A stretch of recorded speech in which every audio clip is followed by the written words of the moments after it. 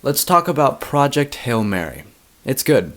It's really good. It's certainly not the masterpiece that everyone around the internet has been claiming it to be, but it's certainly a very solid and enjoyable film to watch. Let me first start by saying, this movie is absolutely beautiful. This is the very first movie that I've ever seen in IMAX.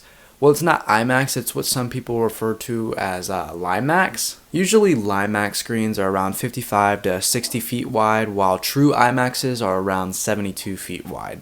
Don't get me wrong, it was still absolutely beautiful to watch. All the colors and details of every single frame truly popped out so the viewer felt completely immersed in the movie. I mean, the cinematographer from Dune did the cinematography for this movie, so you kinda expect it to be visually stunning. And it certainly was. The story of the movie always remained very engaging and very entertaining to watch. There's never really a dull or boring moment in the movie, which is really difficult to do when your movie is over 2.5 hours long. That's another thing I want to point out. This movie's over 2 hours and 30 minutes long, but it went by so fast. At the theater I was in, it started around 7:20, and it seemed like I was only about an hour into the movie when the credits hit. Now let's talk about the score. It's a very unique score, and I think it perfectly complemented the vibe of the movie. An amazing choice of composer with Daniel Pemberton, as he also did the 2 Spider-Verse movies. Let's talk about Ryan Gosling. Going into this, I heard numerous amount of people say that this is Ryan Gosling's best performance, and while I really do believe that he played this part borderline perfectly,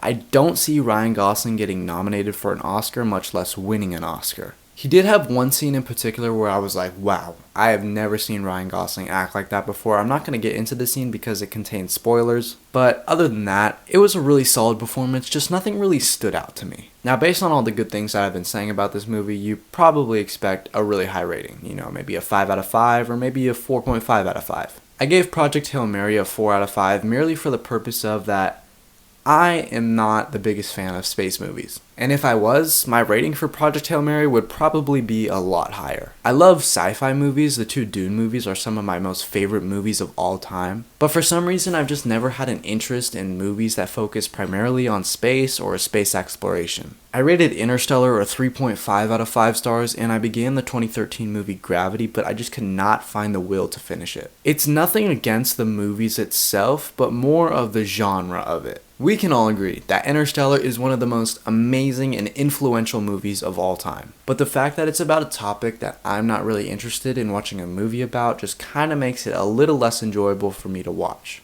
Project Hail Mary, it's a very good film, and I highly recommend everyone to go see it, especially while it's still in theaters. But because it's about space and space exploration, my rating goes down to a 4 out of 5 when it could potentially be a 4.5 out of 5 or maybe even a 5 out of 5. Still a very solid film and definitely my favorite space movie. Highly recommend everyone to go see it, especially in IMAX. But yeah, that's pretty much it. See ya.